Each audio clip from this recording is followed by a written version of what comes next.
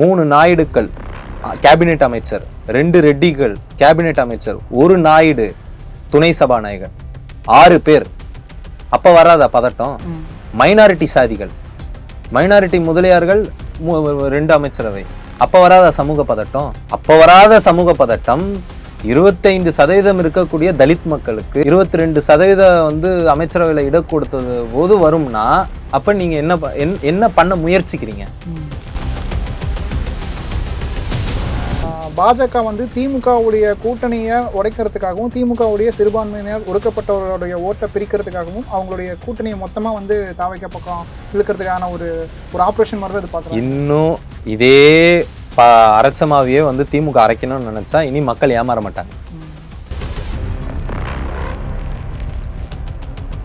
KN Nehru ஒரு பேட்டியில சொல்றாரு, அவர் முதல் முறையா அமைச்சராகும் போது மின்சாரத்துறை அமைச்சரா அவரை உட்கார வைக்கிறாங்க. அப்ப அவருக்கு மின்சாரத்துறை பத்தி எதுவுமே தெரியாதுன்னு அவரே சொல்றாரு. கலைஞர் தான் சொன்னாரு உட்காரியா பாத்துக்கலாம் அப்படின்னாரு. அந்த மாதிரி நீங்க எத்தனை பேரை கைப்பிடிச்சு உட்காருங்க பாத்துக்கலாம்னு சொன்னீங்க?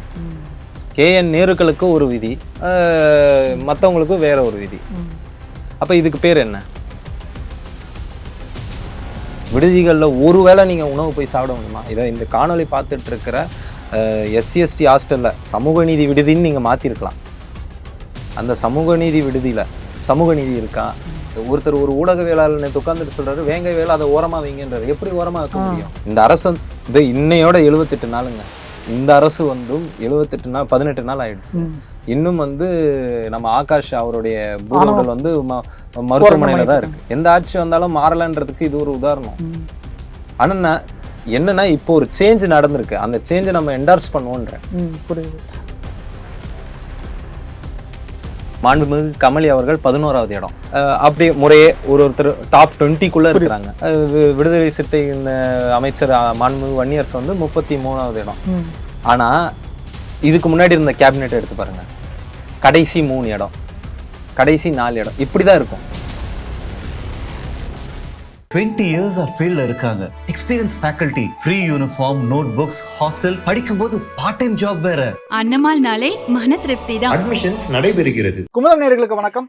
இன்னைக்கு நம்ம கூட கலந்துரையாட திரு புளியந்தப்பு மோகன் அவர்கள் இருக்காரு. சார் வணக்கம். இப்போ பாத்தீங்கன்னா தாவேகாவுடைய அமைச்சரவையில பாத்தீங்கன்னா விசிக இடம் பெற்றிருக்காங்க. முதல் முறையே பாத்தீங்கன்னா விசிக அமைச்சரவையில இடம் பெற்றிருக்காங்க. இதை பத்தி என்ன நினைக்கிறீங்க? இது ஒரு வரலாற்றுல ஒரு முக்கியத்துவம் வாய்ந்த ஒரு விஷயம் நான் நினைக்கிறேன். ஏன்னா இது வரைக்கும் ஆக்சுவலா எப்பவுமே இந்த ஒரு அரசுல பங்கெடுக்கணும் போது ஆளும் தரப்புல இருந்து சொல்லக்கூடியது, அண்ணா அவர்கள் சொல்லியிருக்கிறாரு மத்தியில் கூட்டாட்சி மாநிலத்தில் சுயாட்சி அப்படின்னு. அதாவது ஃபெடரலிசம் இந்த யூனியன், ஸ்டேட் அட்டானமி இந்த ஸ்டேட் அப்படின்னு சொல்லுவாருங்க. ஆனால் அதுக்கும் ஒரு மாநில அரசில் ஒரு கூட இருக்கக்கூடிய தேர்தலில் பங்கெடுத்த, தேர்தலில் நம்மளோட வாக்கு கேட்ட, நமக்காக வாக்கு கேட்ட, அவங்க வாக்கை நமக்கு கொடுத்து நம்மளோட வெற்றிக்கு காரணமான கூட்டணி கட்சிகளுக்கு அமைச்சரவையில் பங்கு கொடுப்பதுக்கும் சுயாட்சிக்கு பங்கம் விளைவிப்பதுக்கும் எந்த ஒரு சம்மந்தமும் இல்லை. ஆனால் இன்னை வரைக்கும் அப்படிதான் ஏமாத்திட்டு இருந்தாங்க. கூட்டணியில் பங்கு பெறுறதான் கூட்டாச்சு, கூட்டணியில யாரையும் பங்கு பெறாம தடுப்பது சுயாட்சின்னு மக்களை நம்ப வச்சுட்டு இருந்தாங்க. ஆனா கூட்டாட்சிக்கு அந்த அர்த்தமும் கிடையாது, சுயாட்சிக்கும் அந்த அர்த்தம் கிடையாது. ஸோ இந்த ஏமாற்று வேலை இப்போ முடிவுக்கு வந்திருக்கு. ஒரு வரலாற்றுல ஒரு முக்கியத்துவம் வாய்ந்த வகையில ஒரு திருப்பமா இந்த விஷயம் நடந்திருக்கு. இனி வருங்காலங்கள்ல இது தொடர்வதற்கான சாத்தியக்கூறுகளும் அதிகமாயிருக்கு. இருக்கக்கூடிய கட்சிகளும் இனி கூட்டணி அரசு அப்படின்றது இனி தமிழ்நாட்டோட ஒரு விதியா மாறும். இப்போ நீங்க சொல்றப்போ பாத்தீங்கன்னா திமுக கூட விசிக கூட்டணிகள்ல இருந்த காலங்கள்ல அவங்க விசிகாவினரை நடத்துறதும் விசிகா தலைவர்களை நடத்துறதும் பாத்தீங்கன்னா ஒரு முதலாளித்துவ மனநிலை தான் இருந்த மாதிரி தெரியுது. அதை பத்தி நீங்க என்ன நினைக்கிறீங்க? ஏன்னா நேற்று கூட திரு சிந்தனை செல்வன் அவர்கள் பாத்தீங்கன்னா முகநூல்ல ஒரு பதிவு போட்டிருக்காரு. திமுக ஆட்சியில நாங்க ஒடுக்கப்பட்டவருக்கும் பிற்படுத்தப்பட்டவருக்கும் நாங்க இவ்வளவு விஷயங்கள் பண்ணியிருக்கோம், அவங்க கூட கூட்டணி இருந்தப்போ இதை விட்டுட்டு போற மாதிரி ஒரு நன்றி நவிழ்தல் கடிதம் மாதிரி அந்த கடிதம் இருந்துச்சு. ஸோ அந்த பாண்டிங் எப்படி பாக்குறீங்க? திமுகவினர் கூட்டணியில இருந்தப்போ விசிகாவை எப்படி நடத்தினதா நீங்க பாக்குறீங்க? சிந்தனை செல்வனோட பதிவுல எனக்கு கொஞ்சம் மாறுபாடு இருக்கு. காரணம் அவர் அவ்வளோ பட்டியல் போட்டார்ல, சப்ளான் சரியா போயிருக்கா, அரசமைப்பு சட்ட விதி 16 உட்பிரிவு 4 அமல்படுத்தப்பட்டிருக்கா, அதாவது ரிசர்வேஷன் ப்ரொமோஷன், அரசூழியர்கள் அட்டவணை சாதி அரசூழியர்கள் போராடிட்டு தானே இருந்தாங்க, பேக்லாக் ஃபில் செய்யப்பட்டிருக்கா, சட்டப்படி நடக்க வேண்டிய விஷயங்கள், வன்கொடுமை தடுப்பு சட்டப்படி ஆண்டுக்கு 2 கூட்டங்கள் நடந்திருக்கா, மாவட்டந்தோறும் ஆண்டுக்கு 3 கூட்டம் நடந்திருக்கா? வன்கொடுமை தடுப்பு சட்டப்படி பாதிக்கப்பட்ட ஒரு தரப்புக்கு ஒழுங்கா நிவாரணம் சென்றடைஞ்சிருக்கா? NCRB டேட்டா சொல்லுது வன்கொடுமை தடுப்பு சட்டம் தமிழ்நாட்டுல, அதாவது இந்தியாவிலேயே முதன்மை மாநிலங்களில் ஒன்றாக, முதன்மை மாநிலம்னு சொல்ல, டாப் 5ல ஒன்னா வந்து தமிழ்நாடு இருக்கு. எதுல? மிஸ்டேக் ஆஃப் ஃபேக்ட்னு சொல்லி வன்கொடுமை தடுப்பு புகார்களை மூடி மறைப்பதுல. ஒரு வன்கொடுமை தடுப்பு புகார் கொடுத்தா அது கவுண்டர் எஃப்ஐஆர். இதுல என்ன, இந்த 5 வருஷத்துல என்ன மாறிடுச்சு? 5 வருஷத்துல வந்துதான் பண்ணாங்கன்னு நான் சொல்ல வரல. 5 வருஷத்துல என்ன மாறிடுச்சு? போஸ்ட் மெட்ரிக் ஸ்காலர்ஷிப் இவங்க வந்து கொண்டு வந்ததா? 36 லட்சம் அண்ணல் அம்பேத்கர் அந்த வெளிநாட்டுக்கு போய் படிக்கிறது, ஓகே, அது இருந்த திட்டம், அதை வந்து புதுப்பிச்சாங்க. நான் இல்லைன்னு நான் சொல்லல, நான் அதை நான் மறுக்கல. இருந்த திட்டத்தை மீண்டும் ரிவைவ் பண்ணாங்க. ஆண்டுக்கு 200 கடந்த இத்தனை ஆண்டுகள்ல சில 10 மாணவர்கள் போயிட்டு இருந்த இடத்துல ஓராண்டுக்கு 200 மாணவர்கள், அதை நான் ஒத்துக்கிறேன். விடுதி பத்தி சொல்றாரு, மனசாட்சி இருக்கா? விடுதிகள்ல ஒருவேளை நீங்க உணவு போய் சாப்பிட முடியுமா? இதை இந்த காணொலி பார்த்துட்டு இருக்கிற SC/ST ஹாஸ்டல்ல சமூக நீதி விடுதின்னு நீங்க மாத்திருக்கலாம். அந்த சமூக நீதி விடுதியில சமூக நீதி இருக்கா? கொஞ்ச நாளைக்கு முன்னாடி கூட இங்க பனகல் மாளிகை பக்கத்துல வந்து இருக்கக்கூடிய விடுதல வந்து உணவு போராட்டம் பண்ணாங்க மாணவர்கள். அதுதான் பனகல் மாளிகைன்னு வேண்டாம், எல்லாம் என்னால சேலஞ்ச் பண்ணி சொல்ல முடியும். இன்னைய வரைக்கும் தொடருது. அதுதான் பியூட்டி, அதுதான் நம்மளுடைய துயரம். இன்னைய வரைக்கும், இந்த நிமிடம், இப்ப நான் பேசிட்டு இருக்கேன், இந்த நிமிடம் வரைக்கும் எந்த ஒரு ஆதிதிராவிட நல விடுதிகளிலும் முறையான உணவு மாணவர்களுக்கு வழங்கப்படவில்லை. ஒரே ஒரு கம்யூனிட்டி கிச்சன் இருக்கும், ஒருத்தனுக்கு கான்ட்ராக்ட். அந்த கான்ட்ராக்டுக்காரன் அடிக்கிறதுக்கு ஒரு வேளை உணவுக்கு எவ்வளவு செலவு பண்றாங்க? ஒரு போலீஸ் நாய்க்கு செலவு பண்ற தொகையை விட ஒரு ஆதிதிராவிட மாணவருக்கு செலவு பண்ற தொகை கம்மி. அதுக்கு இணையதான் பண்றாங்க சொல்ல போனா. அப்ப இவ்வளவு இருந்துட்டு விடுதியில நாங்க இது பண்ணா, விடுதி சிதிலம் அடைஞ்சா கட்டி தானே ஆகணும். அவர் சொன்னது, அவரு ஒரு நல்ல பணி செஞ்சிருக்கிறாரு, ஒரு சட்டமன்ற உறுப்பினரா அவர் செஞ்சிருக்கிறாரு, நான் மறுக்கல. இப்போ எனக்கு இன்னொரு விஷயம், இப்போ புதுசா எந்த விஷயமே செய்யல, ஏற்கனவே செய்து அடிப்படை தேவைகளை நிறைவேற்றி கொடுக்கறதே வந்து ஒரு பெருமையான ஒரு.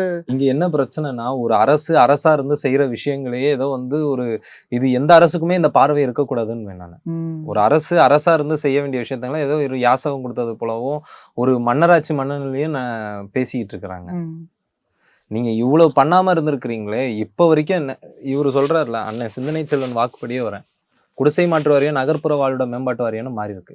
அதனால அட்டவணை சாதி மக்களும் மிகவும் பிற்படுத்தப்பட்ட மக்கள் அனுபவித்த துயரங்கள் என்னன்னு தெரியுமா தெரியாதா? பல பேருக்கு வீடு இல்லாம, நேத்து கூட நியூஸ் பேப்பர்ல வந்து வீடு ஒதுக்கல அப்படின்ட்டு. ஒதுக்குறது தனி, இன்னைக்கு வந்து பணத்துக்கு வீடுன்னு மாறி இருக்கா இல்லையா? பங்களிப்பு தொகை கேக்குறீங்களா இல்லையா? இன்னைக்கு உரிமையாளர் என்ற நிலையை மாறி பயனீட்டாளர்னு மாறி இருக்கா இல்லையா? அது ஒரு பக்கம் இருக்கட்டும். இன்னைக்கு பராமரிப்புல நம் குடியிருப்பு நம் பொறுப்புன்னு சொல்லிட்டு மக்கள் தலையில பராமரிப்பு பணிகளை தள்ளினீங்களா இல்லையா? இதெல்லாம் இந்த 5 ஆண்டுகள்ல நடந்தது. இப்போ ஒரு பக்கம் சொல்றாரு, நமக்கு நாமையில வந்து மத்தவங்களுக்கு 3ல் 1 பங்கு இருந்தது, நமக்கு 5ல் 1 பங்குன்னு மாத்தினாங்கன்னு. ஆனா இங்கே நம் குடியிருப்பு நம் பொறுப்புன்னு இன்னும் கூடுதல் சுமையை ஏத்திருக்கீங்களே நகர தலித்துகள் மேல. இதை பத்தி யாரு பேசுவா? நேத்து அந்த பதிவு தான் வந்து ஆதிதிராவிடர்களுக்கு பாலாரும் தேனாரும் ஓடுனது போல பேசுறாங்க. அப்படி இருந்ததுன்னா ஏன் தலித் மக்கள் மாத்தி வாக்களிக்கணும்? ஒருத்தர் ஒரு ஊடகவியலாளர் நேத்து உட்கார்ந்துட்டு சொல்றாரு, வேங்க வேலை அதை ஓரமா வைங்கன்றாரு. எப்படி ஓரமா வைக்க முடியும்? இந்த அரசு இன்னையோட 78 நாளுங்க. இந்த அரசு வந்தும் 78 நாள் 18 நாள் ஆயிடுச்சு. இன்னும் வந்து நம்ம ஆகாஷ் அவருடைய வந்து மருத்துவமனையில தான் இருக்கு. எந்த ஆட்சி வந்தாலும் மாறலன்றதுக்கு இது ஒரு உதாரணம். ஆனா என்னன்னா, இப்போ ஒரு சேஞ்ச் நடந்திருக்கு, அந்த சேஞ்சை நம்ம என்டார்ஸ் பண்ணுவோன்ற. புரியுது. வரலாற்றுல இது இத்தனை நாள் தமிழ்நாடு அறிவு இயக்கம் நடந்த மாநிலம் ஒத்துக்கிறேன், அதோடைய தொடர்ச்சியா திமுக உருவானதையும் ஒத்துக்கிறேன். ஆனால் சமூக நீதி விடயத்தில் நீங்கள் செய்த விஷயம் என்ன? கல்வி, வேலை வாய்ப்பு, அரசியல்ல விசிகா ஒரு கட்சி எதுக்குங்க உதயமாகுது? எதனால உதயமாகுது? தமிழ்நாட்டு மாதிரியான ஒரு மாநிலம் நீங்க சொல்றீங்க, பெரியார் பிறந்த மண்ணில் பெரியார் இருந்த காலகட்டத்துல அவரே சொல்றாரு, ஆதிதிராவிடர்களுக்கு தனி அமைப்பு இருப்பதில் தவறு இல்லைன்றாரு. அவர்கள் நம்மோடு இணைந்துதான் பணியாற்ற வேண்டும் என்ற கட்டாயமும் அவர்களுக்கு இல்லைன்றாரு. இது பெரியாரோட ஸ்டாண்டு. நாம் நம் பணியை செய்ய வேண்டும். பெரியார் ஒரு இடத்துல சொல்றாரு, பறையர் பட்டம் மொழியாமல் சூத்திரர் பட்டம் மொழியாது. அவருக்கு அடுத்து அந்த மாதிரி யார் பேசுனா? ஆனா இப்போ அவங்க கூட்டணி இருந்தப்போ அவங்க கட்சியில வந்து பாத்தீங்கன்னா கிட்டத்தட்ட சனாதன பதிலீடு தான் வந்து விசிகவினர் நடத்தப்பட்டதா ஒரு பேச்சு. டெஃபினட்டா அந்த அமைப்புல இருக்கிற ஒடுக்கப்பட்ட பிரிவினரே அப்படிதான் நடத்தப்பட்டாங்க.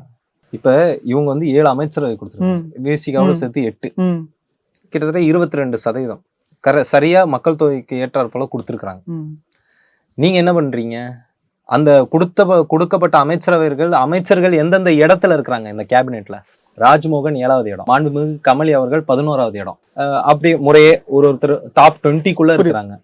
விடுதலை சிறுத்தை அமைச்சர் மாண்புமிகு வன்னியரசு வந்து 33வது இடம். ஆனா இதுக்கு முன்னாடி இருந்த கேபினெட் எடுத்து பாருங்க, கடைசி 3 இடம், கடைசி 4 இடம், இப்படிதான் இருக்கும். அவங்களுக்கு ஒதுக்கப்படுற துறையை கூட அதிகபட்சம் ஆதி திராவிட அதிகபட்சமா போன முறை உயர்கல்வி கொடுத்தாங்க. அதுவும் எல்லாம் ஊழல் பண்ணி மலிந்து போன பிறகு சரி உயர்கல்வி கொடுத்தாங்க. நடந்திருக்கு, இதுக்கு முன்னாடியே நடந்திருக்கு, கல்வித்துறை கிடைச்சிருக்கு. ஆனா இந்த முறை பாருங்க, வணிக வரித்துறை, இது எனக்கு தெரிஞ்சுதான் முதல் முறை நினைக்கிறேன். வணிக வரித்துறை, கால்நடைத்துறை, அப்புறம் வந்து பள்ளி கல்வித்துறை, உயர்கல்வித்துறை சொல்லிட்டு தொழிலாளர் நலத்துறை போன முறை. ஸோ நீங்க இது வரைக்கும் போர்ட்போலியோ எப்படி இருந்தது? நீங்க வந்து ஒரு காஸ்ட் இண்டு கிட்ட இருக்கும்போது அவர் 5 போர்ட்போலியோ வச்சுப்பாரு, தலித்னா ஒரு போர்ட்போலியோ தான். இது எல்லாமே நீங்க மறைமுகமா ஒரு செய்தி சொல்றீங்கன்ற. 2021 அமைச்சரவை அமைக்கப்பட்ட போது ஒரு திமுக எழுத்தாளர் எழுதுறாரு, தலித் மக்களில் திறமையானவர்கள் இருக்கும் பொழுது தன்னியல்பாக அமைச்சரவை வரும், அதுல அப்படி இல்ல, கேப்பபிளான ஆட்கள் இல்லாதனால நேருக்கும் ஏவாவிலுக்கும் கொடுக்க வேண்டிய நிர்பந்தத்துக்கு ஸ்டாலின் ஆளாகிறாருன்னாரு. KN நேரு ஒரு பேட்டியில சொல்றாரு, அவர் முதல் முறையா அமைச்சராகும் போது மின்சாரத்துறை அமைச்சரா அவரை உட்கார வைக்கிறாங்க. அப்ப அவருக்கு மின்சாரத்துறை பத்தி எதுவுமே தெரியாதுன்னு அவரே சொல்றாரு. கலைஞர் தான் சொன்னாரு உட்காரியா பாத்துக்கலாம் அப்படின்னாரு. அந்த மாதிரி நீங்க எத்தனை பேரை கைப்பிடிச்சு உட்காருங்க பாத்துக்கலாம்னு சொன்னீங்க? KN நேருக்களுக்கு ஒரு விதி, மத்தவங்களுக்கு வேற ஒரு விதி. அப்ப இதுக்கு பேர் என்ன? நீங்க இன்னொன்னு ஒரு பதட்டத்தை உண்டாக்குறாரு தர்மபுரி MP. உங்க எல்லாருக்கும் ஆராசா பேசுனதுதான் தெரியும். தர்மபுரி MP நேத்து வந்து ஒரு அபத்தமான ஒரு பதிவு போடுறாரு. நீங்க வந்து ஒரு குறிப்பிட்ட சமூகத்துக்கு இவ்வளவு அமைச்சரவை கொடுத்ததுனால வட தமிழ்நாட்டுல இருக்கக்கூடிய இன்னொரு பெரும்பான்மை சமூகம், அதாவது அவர் சார்ந்த சாதியை சொல்றாரு, வந்து கொதிப்படைந்திருக்காங்க, இதனால ஒரு கன்சல்டேஷன் உருவாகும்ன்றாரு. நான் தலித் தலித் அல்லாதவர் கூட்டமைப்பு உருவாகும்னு எச்சரிக்கிறாரு. இது எவ்வளவு அயோக்கியத்தனமானது? நீ எல்லாம் கருப்பு சட்டை போட உனக்கு தகுதி இருக்கா? பெரியார் போட்டோவை நீ வீட்டுல வைக்கலாமா? தயவு செஞ்சு கொடுத்துடு. டாக்டர் வேற. இந்தியாவில் மட்டும்தான் படிச்சவன் முட்டாளா இருப்பான், படிச்சவன் சாதி வெறியா இருப்பான். செந்தில் போட்டாரு, செந்திலோட பதிவு. நீங்க எல்லாரும் ஆராசா பதிவு தான் பேசுறீங்க. அவர் இப்படியே போட்டாரு. 8 ஏங்க ஜெயலலிதாவோட 2011-16 மினிஸ்ட்ரியில 8 பேர் தென் மாவட்டத்துல இருந்த ஒரு குறிப்பிட்ட சமூகத்தை சார்ந்தவர்கள், 9 பேர் மேற்கு மண்டலத்தை சார்ந்த குறிப்பிட்ட சமூகத்தை சார்ந்த சமூக பேரு சொல்றோம், முக்குளத்தரும் கொங்கு வேளாள கவுண்டரும். அப்ப வர இல்லையா சமூக பதட்டம்? உங்க ஆட்சியில 3 நாயுடுக்கள் கேபினெட் அமைச்சர், 2 ரெட்டிகள் கேபினெட் அமைச்சர், 1 நாயுடு துணை சபாநாயகர், 6 பேர். அப்ப வராதா பதட்டம்? மைனாரிட்டி சாதிகள், மைனாரிட்டி முதலியார்கள் 2 அமைச்சரவை, அப்ப வராதா சமூக பதட்டம்? அப்ப வராத சமூக பதட்டம் 25% இருக்கக்கூடிய தலித் மக்களுக்கு 22% வந்து அமைச்சரவையில இடம் கொடுத்தது போது வரும்னா, அப்ப நீங்க என்ன பண்ண முயற்சிக்கிறீங்க? நீங்க பயமுறுத்துறீங்களா? இல்ல மறைமுகமா சனாதனத்தை திணிக்கிறீங்களா? நேரடியா சொல்றாரு. நீ வந்து என்னன்னா, இப்ப மாண்புமிகு தமிழ்நாடு முதலமைச்சர் விஜய் அவர்கள் இந்த ஒரு லெகசியை உருவாக்குனதுனால அடுத்து இனி எந்த ஆட்சி உருவாக்குனாலும் 7 கூடு 6 கூடுன்னு கேட்போம். கண்டிப்பா. இப்ப இப்படி ஒரு நிர்பந்தம் உண்டாயிருக்குல்ல. இது வரைக்கும் நீங்க என்ன சொன்னீங்க? கொடுக்க முடியாதுங்க, கொடுத்தா பிரச்சனை வராங்க. நீங்க கொடுத்துருச்சு, என்ன பிரச்சனை வந்துருச்சு? எல்லாருக்கும் அந்தந்த சமூகங்களுக்கு சரியான பிரதிநிதித்துவம் கொடுக்கப்பட்டிருக்கு. முக்குளத்தூருக்கு 3, 7% இருக்கிற முக்குளத்தூருக்கு 3 அமைச்சரவை. வன்னியர்களுக்கு அவங்களுக்கான சரியான பிரதிநிதித்துவம் கிடைச்சிருக்கு. ஒரு சபாநாயகர், 3 அமைச்சர், 4 பேர் இருக்கிறாங்க. நீங்க எந்த சமூகம் சொல்லுங்க, அவங்களுக்கு பிரதிநிதித்துவம், உரிய பிரதிநிதித்துவம் கிடைச்சிருக்கு. பழங்குடிகளுக்கு மட்டும்தான் ஒரு அமைச்சரவை கூட கிடைக்கல, மாவட்டங்களுக்கு பிரதிநிதித்துவம் கிடைக்கல. அதை தாண்டி நீங்க இந்த அமைச்சர் கேபினெட் சமூக ரீதியா பாக்குற ஒரு சோசியல் ஜஸ்டிஸ் இதுல வந்து பாக்குறப்போ நீங்க இது அடையாள அரசியல் சொல்றீங்க. இந்த எண்ணிக்கைனால என்ன பயன்னு கேக்குறீங்க. சரி, நீங்க இத்தனை நாள் வச்சிருந்த எண்ணிக்கைனால எங்களுக்கு என்ன பயன்? இது வரைக்கும் நீங்க கடைபிடிச்ச எண்ணிக்கைனால என்ன பயன் நடந்தது? சரி, இந்த எண்ணிக்கை தான் நடக்கட்டுமே. பாஜக இந்த மாதிரி தான் கொடுக்குறாங்க. பாஜக இந்த மாதிரி தான் தலித்துகளுக்கு திரௌபதி முர்மு கொடுத்தாங்க, எல் முருகன் கொடுத்தாங்க. ஓ, அப்ப பாஜக கொடுத்ததுனால நாங்க கொடுக்கல, அவங்க கொடுக்கலன்னா கொடுத்துருப்பீங்க. ஓகே, இப்போ இன்னொரு பக்கம் வந்து பாத்தீங்கன்னா இது வேற மாதிரியான ஒரு நேரட்டிவ் செட் பண்றாங்க. எப்படி அப்படின்னா, பாஜக வந்து திமுகவுடைய கூட்டணியை உடைக்கிறதுக்காகவும் திமுகவுடைய சிறுபான்மையினர் ஒடுக்கப்பட்டவர்களுடைய ஓட்டை பிரிக்கிறதுக்காகவும் அவங்களுடைய கூட்டணியை மொத்தமா வந்து தாவைக்க பக்கம் இழுக்கிறதுக்கான ஒரு ஆபரேஷன் மாதிரி தான் இது பாக்குறாங்க. இன்னும் இதே அரைச்சமாவையே வந்து திமுக அரைக்கணும்னு நினைச்சா இனி மக்கள் ஏமாற மாட்டாங்க. சாட்சிகள் பொய் சொல்லலாம், சூழ்நிலை பொய் சொல்லாது. எனக்கு சட்டம் கற்றுக் கொடுத்த என்னோட மூத்த வழக்கறிஞர் சொல்லி கொடுத்தது எனக்கு. சாட்சிகள் பொய் சொல்லலாம், ஆனா சூழ்நிலை பொய் சொல்லாது.